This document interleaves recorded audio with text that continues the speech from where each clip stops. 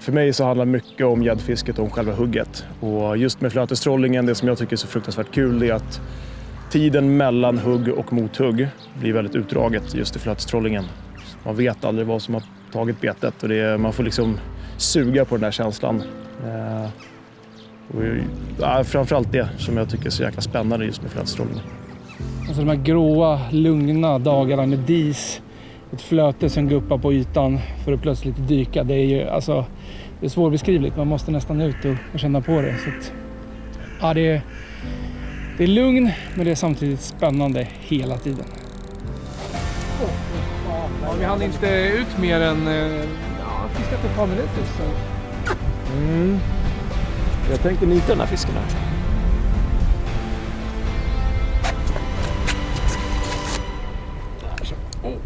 Bra. God morgon och välkommen till en grådisig höstmorgon. Idag ska vi ge oss ut på något som är lite utanför min comfort zone. Vi ska nämligen flötestrolla gädda. Och till min hjälp så är jag med Mattias Berkeus, kollega, vän och säljare för Rapala VMC i Sverige. Vi är på ett rätt lugnflytande vatten idag. Idag kommer vi fiska älv, rinnande vatten och flötestrollning är ju en väldigt passiv metod. Så jag tycker det passar väldigt bra för en älv och vi har pinpointat ut lite olika typer av bakvatten. Så att vi kommer väl fiska ganska aktivt ändå med den här passiva metoden. Så att vi ska inventera de här bakvattnen och se om det finns betesfisk och hur det ser ut. Så får vi se. Spännande. Får du lära mig och de som kikar? Ja, så gott jag kan i alla fall. Absolut. Det finns ju alltid 1000 olika varianter att göra saker på. Vi visar hur vi, eller framförallt du, gör. Så häng på, ska vi se om vi kan fånga en gädda med lite flötestrollning. Det ska vi. Och då har vi kommit fram till första bakvattnet. Det är som sagt ganska små områden, så det första vi kommer göra nu det är egentligen att stryka längs med kanten och live-logga upp det för att få en förståelse på vart själva kanten går. Det är väldigt tråkigt att sätta sig med tackelbotten. Och så kommer vi fiska väldigt aktivt som jag nämnde tidigare. Så att, vi kommer fiska av det här området. Hittar vi ingen betesfisk, får vi ingen hugg, så då blåser vi vidare till nästa bakvatten. Så vi har ett gäng som ligger inom inte allt för långt avstånd. Om man ska kika på lite prylar som vi använder så är det lite tänk kring dels spön, rulle, men också mycket fokar kring själva tacklet i sig. Idag kommer vi fiska med död betesfisk, död mört. Och för att få lite snurr på de här betesfiskarna så brukar man vilja få en liten spänn så att själva betesfisken är lite böjd. Kommer den kunna snurra fint och snyggt i vattnet. Detta kommer också kontrollera så att vi får en fin hastighet och en bra gång på betet helt enkelt. Och i det här fallet så kör jag 2 stycken 3-krokar i size 4. Man kan gå upp i storlek om du har större betesfisk, men jag tycker 4 är mindre krok. Det krokar generellt bättre. En vanlig vajetafs. Och sen så en grej som jag tycker är skitviktig, det är faktiskt att göra med trippellekanden. Skippar du ett riktigt bra lekande eller trippellekande så då riskerar man att det blir ett väldigt massa lintvinn på huvudlinan och det bidrar bara till trassel. Och sen så brukar jag använda ett sänke som man kan fixera. Så att om man skulle fiska med levande betesfisk och fisken simmar uppåt så vill jag motverka så att inte själva vikten sticker iväg. Och det kan ge då en extra knuff i linan som kanske en stor och känslig gädda märker av. Då. Så att fixerat sänke och trippelleken är 2 jätteviktiga grejer i just flötestrollningen. När det kommer till spön och rullar så brukar jag faktiskt använda karpspön. Det är väldigt vanligt just i flötestrollingen. Man vill gärna få lite längd på spöna och sen så mäter man de här, oftast karpspön då, i pundstyrkor. Så det här som jag använder idag det är ett Okuma 8K Carp och denna är en 3-pundsklinga vilket betyder att den har ganska mycket tryck i sig. Detta vill man ha just för att kunna sätta bra mothugg och driva in kroken i fisken. Det är extra viktigt om du kör stor betesfisk, va? Ja, men det tycker jag. För att verkligen kunna förflytta. Man vill oftast rycka loss krokarna från betesfisken så att du verkligen känner att du driver in kroken ordentligt. Rulle då? Vad ska man tänka på där? Ja, med rulle så kör vi med fördelen bait runner. Och i det här fallet så är det en Okuma Keimar en storlek 4000. Och den här bait runner funktionen är fördelaktigt just i flötestrolling då, att när du trycker ner den här spärren så löper linan väldigt lätt. Och sen så behöver du egentligen bara ta ett kvarts vevtag så har du full bromsstyrka. Så då kan fisken sticka fritt med betet och sen så när du ser att linan sträcker upp så kan du bara trycka över veven och sen sätter du mothugget. Så gäddan känner egentligen inget motstånd från rullen förrän du nitar den? Ja, men det är nice. Och det är inte supernödvändigt, man kan alltid skicka över bygeln och köra också, men det där knarrande ljudet är alltid trevligt. Det vill man ju åt. Det vill man åt.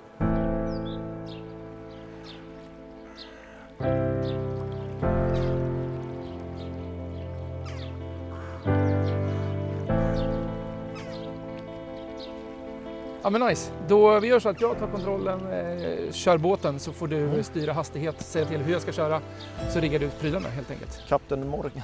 Kapten Morgan, så får det bli då. Det blir skitbra, nu kör vi. Du kör rätt sakta va, eller?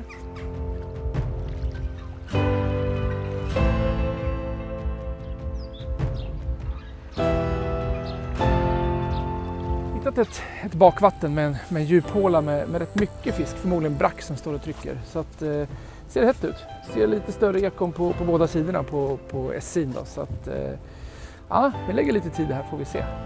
Om det går att lura upp någon gädda. Då har vi prylarna ute. 2 spänn på varje sida. Jag som trollar rätt mycket plast. Högre fart, ofta större, hårdare beten, kanske 2 eller 3 krokar. Där krokar sig ju gäddan självt. Vad ska man tänka på när det hugger så här då? Nej, men det jag först och främst skulle säga det är väl att du har mycket mer tid på dig. Så att, det är ju verkligen ingen stress vid själva alltså när du hugger. Så att, ta det lugnt. Sen brukar jag greppa spöt och sen egentligen rikta spötoppen mot själva fisken. Det är ytterkurva. Det svänger som fan. Ja. Nej men rikta upp spöt mot själva betesfisken och fisken och sen ska man ju vänta och se om det går lina så att man verkligen får upp en sträckt och spänd lina. Och sen så brukar jag egentligen veva fast tills jag känner en tyngd. Och det är först då jag sätter mothugget. Det behöver inte vara någon mastodontmothugg så att man river sönder krokarna. Det är inte superstora krokar. Utan bara att man spänner upp och krokar halvhårt. Typ så. Men verkligen ingen stress. Det är det som är så jäkla skönt. Och så kan man verkligen njuta av den här stunden då det har huggit och knarren går varm.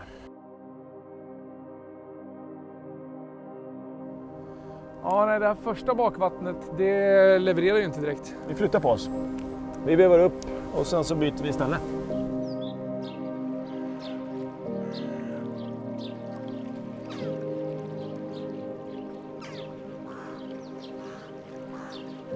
Ja, nu har vi lämnat lugnflytet. Det hände faktiskt ingenting där nere heller. Så att vi har lämnat det lugnare området och sökt oss upp mot lite mer tydligare ström. Lite mer så att bakvatten blir mer bakvatten, om du förstår vad jag menar. Så vi får väl se om det kan ge någonting då. För att hittills så har det varit en väldigt lugn dag för oss och gäddorna. Mycket större bakvatten och en forsnacke som rinner ner. Stora djup, mycket betesfisk. Men det har varit svårt. Men hoppet lever.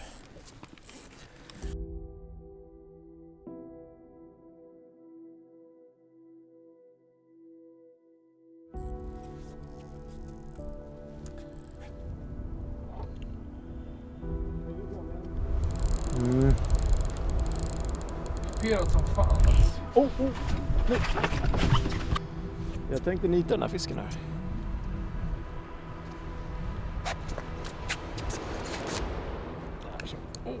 Bra. Vi hann inte fiska längre här bakvattnet. Superfint kuperat. Massvis med betesfisk. Det är väl ingen Ja, vi jättestor sa fisk. just det att de måste vara här. Allt såg rätt ut. Skolboksexempel. Och ja. Coolt. Uppenbarligen så stod det någon fisk här. Vi kan se. Ja, det är en lång fin fisk. Ja, du ser. Härligt. Coolt. Tar du och krokar loss den där så ska jag styra upp oss här. För nu kommer vi snart ta en skogsgädda kan jag säga. Ja. Eller en joggare i joggingspåret. Det är jäkligt nära. Så här går det om man ska in och snurra på mindre områden. Efter en lång förflyttning upp till ett stort bakvatten här och det var bara tjockt med betesfisk, kuperad botten. Ja, men exakt som det ska se ut. Och då sa vi det att här ska det bara smälla i och det gjorde det. Kolla vad fin va? Grymt fin Jättevacker. älvgädda. Man ska få gå tillbaka. Nej men alltså som du sa, det här kuperade det är som gjort för att gäddorna ska kunna stå och gömma sig i dels från strömmen och stå i bakhåll för betesfiskar. Så att vi kommer ju såklart köra ett par varv till i det här. På med en ny betesfisk och så ska vi se om vi inte kan knipa en till. Känsla av att det kan klippa in och lite finare fisk. Ja,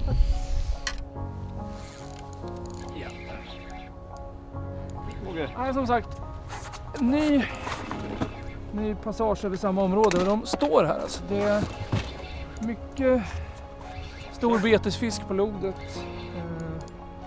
Nej, tappade den. Släppte? Ja, han släppte. Ja, men de är här i alla fall. Det känns inte som en stor fisk, men det var lite snett.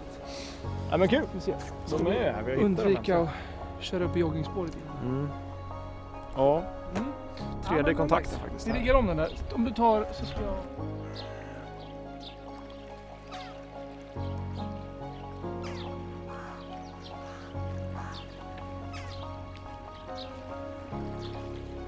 Ytterspöd på samma ställe. Nu ska vi se om det går den här.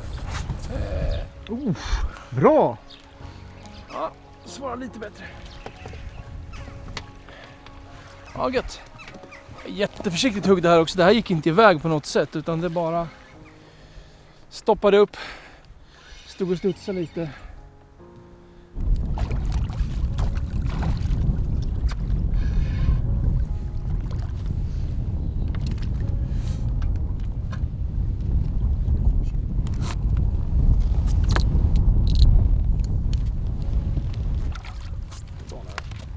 Kommer han upp där. Kolla. Snyggt! Jättefina, starka fiskar. Det är så himla roligt. De här gråa, tråkiga vardagarna blir lite extra kul när det är det här man håller på med. Alltså. Och har du inte testat flötestrolling så se till att göra det. Hugger det. Ska se, jag tror fan. Vi har en fisk till där.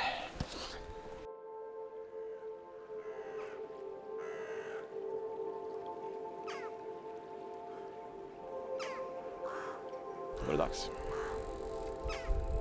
Det är exakt det här ljudet man vill åt. Ja. När det bara tickar Lyssna iväg. på det här nu.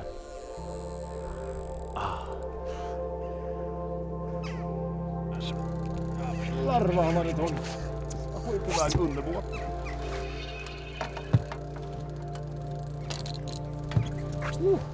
Ja, vi tänkte pressa upp den här. Vi har lika.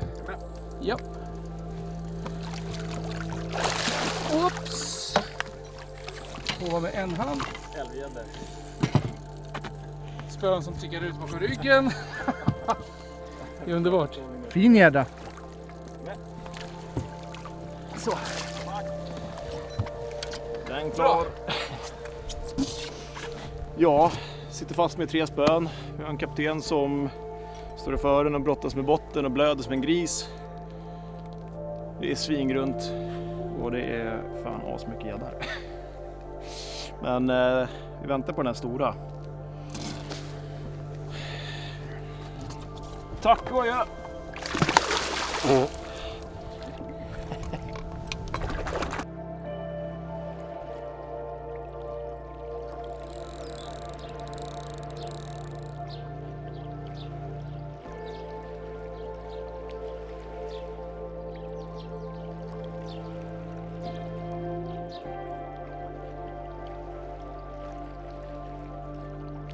Ja, dagen börjar tyvärr lida mot sitt slut. Vi har ju studsat runt mellan massa olika bakvatten. Till slut så hittade vi faktiskt ett som höll en hel del gädda. Kändes som att vi sladdade in lite för sent. Ja, hade vi hittat det på förmiddagen hade vi kanske haft mer race. Eller så var det att de var igång och käkade på eftermiddagen, det vet man aldrig. Nej. Men fantastiskt kul dag ändå, som alltid när man är ute på sjön. Mm. Kul att få testa för mig en relativt ny teknik som jag inte använder så mycket. Och som sagt, det här kommer jag garanterat fortsätta med. Så jag ska hem och sladda på Vättern nu och dra 15 kilo säder. Ja, vi får väl se. Ja, nej, men vi hoppas verkligen att ni har fått lite inspiration och kanske lite mer vetskap om hur ni skulle ta er an just flötestrolling och pröva det på era egna vatten.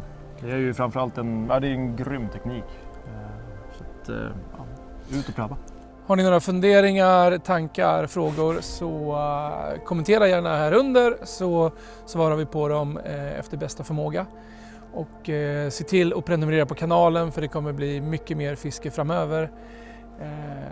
Nu hoppas vi på att när ljuset sjunker och det knappt går att filma att det bara vrider till och så tar vi den där riktigt fina fisken. I så fall så får ni se det efter eftertexterna. Så stanna kvar.